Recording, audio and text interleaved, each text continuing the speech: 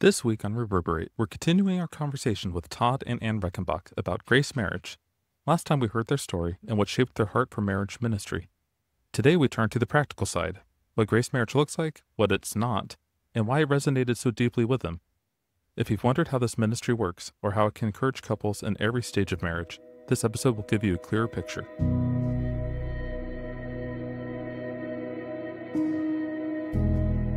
So Todd and Ann, last time we got to know you and I appreciated the conversation. And looking ahead, we're starting this new grace marriage ministry here at Berean. It's a new thing for our church and a lot of people are unfamiliar with it. For those who are new to grace marriage, how would you describe it in a sentence or two? And I can give you more than 2 sentences if you need. Okay, mine might be shorter. I just put a year commitment to meet once a month with the intention of growing closer to your spouse. You had a much longer answer. Yeah, it is hard to keep it abbreviated. I said being intentional to honestly and openly engage your spouse to nurture a healthy marriage. We did go visit a grace marriage session over in a church in Franklin, and just to watch what happened was powerful because the questions that were facilitated in a safe environment allowed the couples to engage each other openly and honestly. And me sitting back and watching that happen, I was greatly encouraged because these people were resolved that they wanted their marriage to work. It mattered to them. And the Grace Marriage Materials just gives us a roadmap to follow. It doesn't fix anything. It just helps maybe bubble up some of the things to be dealt with. But none of that is past the ability for the Spirit of God to work and to speak into. It gives hope. It gives encouragement because sometimes when you get so far down that dark hole, you think, oh man, I don't see a way out. You feel so alone. You feel discouraged. But when you have a place like that, when you can just lift your head and look around and see that there's other people that are struggling as well, but yet want to lean into and to trust God to do a work. I was thinking we probably should say in church what it's not. It's not. Yeah. It's not a small group. It's not a community group. It's not counseling. It's not a teaching time. It's just a really time for you to work on your marriage. And there's not a whole lot of group discussion. It's more of you and your spouse talking about things and working through things and then giving you the material to do that. I mean, there is some group discussion. There's some facilitating. There's the videos that kind of encourage that discussion. But I think someone said, oh, that could be my community group. Well, like, not really. So at the end of the one in Franklin, we did meet a group for maybe 8 to 10 minutes max. And we had one question, and we went around. Whoever wanted to share. Yeah. And that's another thing. You never even have to share in the group. If you don't want to, very few people did that. So sometimes people, Jason, I don't know that they've seen it modeled out or I think the issues are the same for a lot of people. Yeah. But how do I work through that? Having permission to be able to ask those questions or to begin to unpack it is awkward for a lot of people. And I think this is a safe place for that to happen. I do know also that, and we found this out with the woman we've been working with, Nikki, when she showed us her, I don't know if you call her a profile page or whatever. Their average age was 37. And we're like, that's interesting. And she said, yeah, that's pretty common. And actually, when we presented it to some of our friends that are our age, they were not interested. And we're like, what's the deal? And so I felt it's for all ages. It's not for 30-year-olds, 20-year-olds, newly married. It's for people in their 50s, 60s, 70s, 80s. And it's for wherever you are in your marriage. As one who's on the, I can't say I'm a young man anymore, but on the younger side, I would definitely love to have the wisdom experience of older people there to glean from and just observe and hear their story too. So how did you guys discover the program? And in our last conversation, it sounded like there's this bubbling desire to go into some sort of marriage ministry. So why did this program in particular resonate with you? So I'll let you do the resonate. So I love podcasts. Well, I was listening to one of my favorite, Family Life Today. Grace Marriage was on there. And it might have just been Brad. I can't remember if his wife was on there. And I was like, okay, this is really good. So I sent it to Todd, and he didn't listen to it. So then he was on the next day, and it was even better. So I sent him the next one. I said, actually, listen to this one. And so probably after the third time that I listened, or asked him, he listened to it. And that was probably a year and a half ago, at least. And it was just like, this is really good. So why did it resonate? I did listen to it. He did listen. Yeah, exactly. Finally, why did it resonate? I guess because it felt so practical. It felt so spot on. It felt like it answered a need in today's church, that it gives us a marriage ministry. I talked to these guys for quite a bit, but they said back in the 1950s is there was no youth ministry. And that's when youth groups started. And he said, now you can't only find a church in America that doesn't have a fully established youth ministry because people understand the need for it. And they feel the same way now about marriages.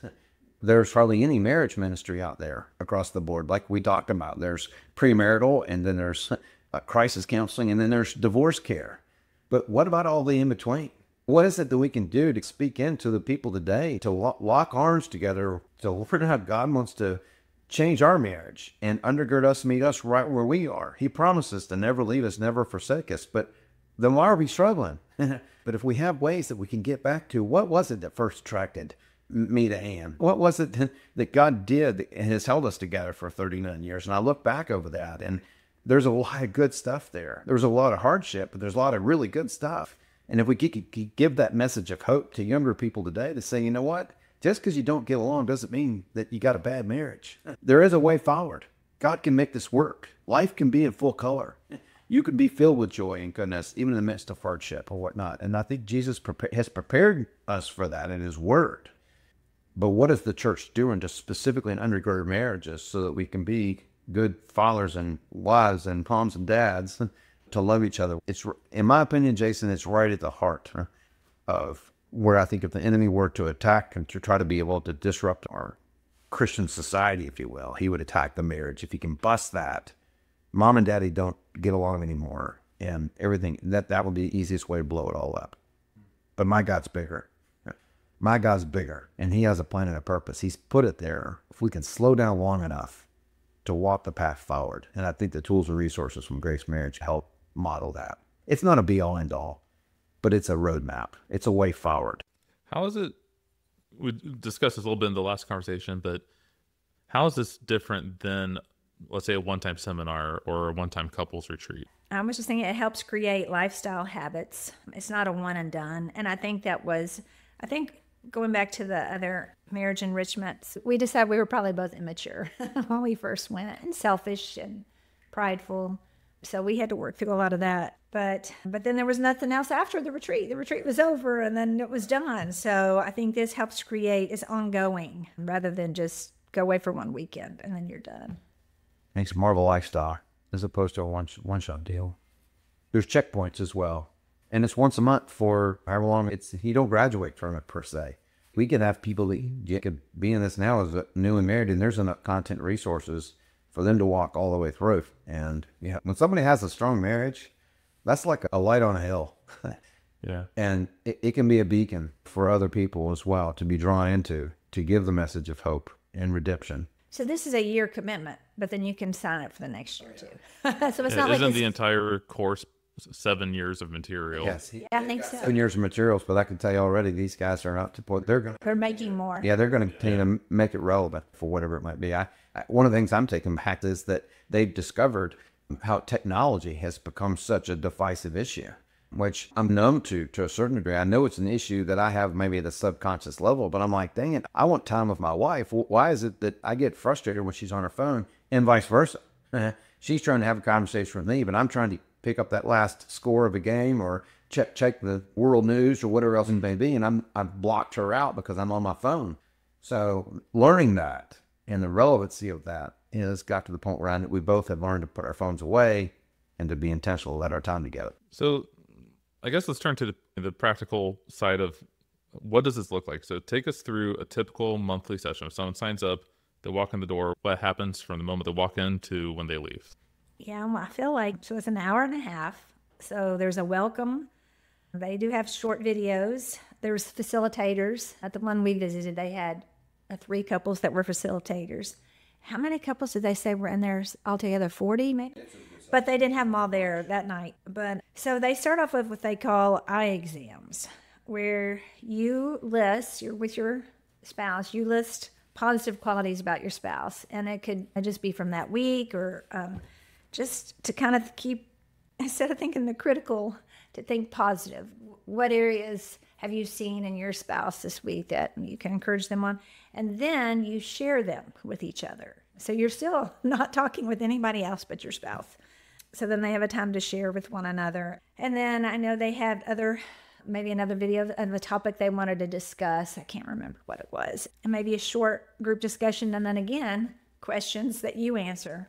And then you go off, the two of you, and you talk about your questions. And then they might have one more presentation. And then maybe that's when they did the big group. And then we did that for 8 to 10 minutes. And I was trying to remember some of the questions. One of them was pretty deep. It was, what was one of your fears? And so one of it was like maybe something you'd already talked with your spouse. And then we came together in a group for anyone who wanted to share. And that's when the young fella, he actually asked us about, I think he was talking about the issues with he and his wife and their phone. And how does that relate to us at our age and back when we were their age? But so there is some group, but it's mainly interaction with you and your spouse. Yeah, one of the biggest things I think I would want to cultivate as an atmosphere, no pun intended, but it's grace-filled. It's a very welcoming environment. There's no judgment there. Is that we're really glad that people are willing to invest time and effort in developing a healthier marriage. And so when they walk in, that they would just feel the love of God all over them and be affirmed to just be there and to celebrate being there. You don't graduate from a lifestyle of humility or to serve other people, to consider the needs of others more important than your own. That's not like you get to check that box and say, okay, I did that now, so to speak. That's a lifestyle. And yeah, just that we care well for people. We teach them patience, commitment, and that they can learn to trust their spouse. They can trust each other. When someone signs up, we have the monthly meetings. What other resources does a couple receive? You get a journal. Basically, it's an interactive journal there from that standpoint. Both have from that standpoint. There's weekly checkups as well. So it's designed, it's a monthly meeting, but there's weekly checkups that you can do. So you could run at whatever pace you want to be able to go. There's a portal there that people would have access to make work. And then I would say how cool it is that you get to be in part of your church body to a certain degree, is that you look across the room and maybe get to know people that you wouldn't get to know otherwise, is that you can begin to develop relationships with people that are wording on it together. Somewhat, but it's really not as small. No, it's not a small group. But if I know that if Jason and his wife are in there together, it gives us an opportunity to be able to kind of lock arms to a certain degree, because sometimes it may not be easy and it may not speak to us. And we could, you look over there and it looks like Jason and his wife are, it's all working great, but tell us your secret. Because it's a sheer experience, not in the context of maybe in that moment, but outside of that, you got somebody that's walking with you. But there's lots of materials to answer your question, and they're not material short by any means. How can someone from Berean sign up, and what are the key dates, registration deadlines, costs, that sort of stuff? You register through the Grace Marriage website, gracemarriage.com. From that standpoint, the cost is $189 a year. Which breaks down to about $15 and some change a month. Right. There are, the key dates would be, is the first kickoff initial launch date is Friday, September 12th. And I would say, I learned this from our youngest son, the cost is the time there too. Jason, don't just sign up and then not come. I don't want to be so crass as to say save your money, but make that commitment. Put that time on the calendar and be involved. Give it a shot, because Grace Marriage won't save your marriage. It won't improve your marriage unless you're committed to want to make it work. This is just going to give you a way forward, is all it is. It's not that different in any time. If people say, well, just pray about it. If you don't pray believing that God's going to work, well, save your words to a certain degree. I don't mean to be that crass maybe, but it is cost. You're going to need to be here once a month and do your part, but that doesn't mean you have to have it all figured out. But there is a financial cost, which I do respect about Grace Marriage from that standpoint. It doesn't burden the church, but it also puts skin in the game. That's the cost of maybe one marriage session. That's what it said, a marriage counselor. And you get that for a whole year. So if you can spend a little bit of money on the front end and then have a lifetime forward of a healthy marriage, that's pennies. It'd be good if people were registered by the 29th of August in order to get their journals in time for the September 12th. But that's not a must. People can join in at any time. It's just that you might not have your journals in time. You can even join a couple months late, and you still have access to everything. Yeah, because my understanding is Grace Marriage ships out those journals to each individual couple from that standpoint. So getting it in by August 29th gives that way forward and enough time to be able to get them out and make it work. But yes, there is a deadline. Sign up now. There is a deadline, but there isn't. But it's a soft deadline. Thank you. Yeah, you can register at any time, but if you want the materials by the first session, August 29th. And I don't know if you mentioned, it's going to be the second Friday of each month. And you said the Grace Marriage website, but then you also need to go under Berean because it allows you to church. Yeah, there is a link that will be in the description of this and sent out via email to the church for the portal to go log in for the Berean's session. And I know we didn't discuss this, but I know Jed has said it doesn't have to be just for people here at Berean. Yes. It could be from the school, it could be from the community, it could be friends of people here. So it can be an outreach too of the church. And also, I know that the church doesn't want financial burden to be a barrier to entry. So for those who, if you need assistance or financial assistance or scholarships available, and just discuss that with the church leadership and they can make that happen. 100%. And there's should be no shame whatsoever in that. Don't deprive somebody else of the blessing of being able to give. If you're at a place where you just don't have resources, God knows that, and other people know that as well. We've all been in that place where we didn't have enough resources to do what we might want to do, but this is important, and so we'll find ways to get money raised or whatever else it might be, and it needs to happen so that people can come be a part, because it's that good. I will tell you, it's that good. Yeah. Money should never be in the way. So this is a 1-year commitment for the church, 1-year commitment for the couples. A year from now, September 12th, 2026, what do you want marriages at Berean to look like, and what do you want this ministry to look like?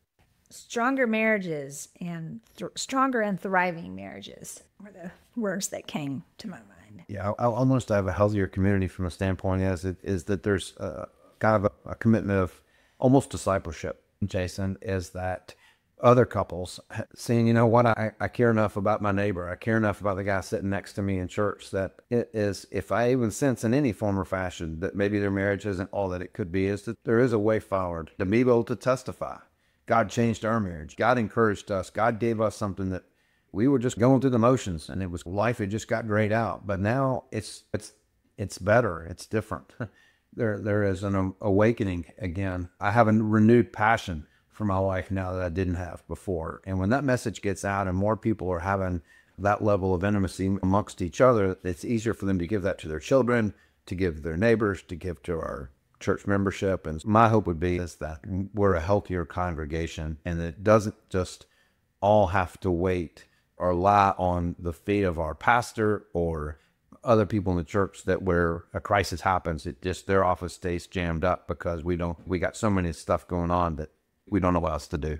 I have a friend who had said, gosh, maybe a year or two ago, when she and her husband are doing well, she feels like she can conquer the world.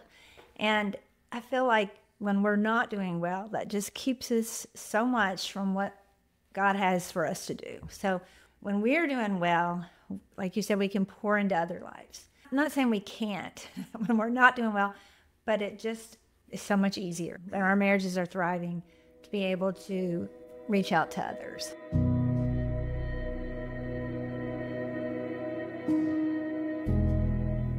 Thank you for listening.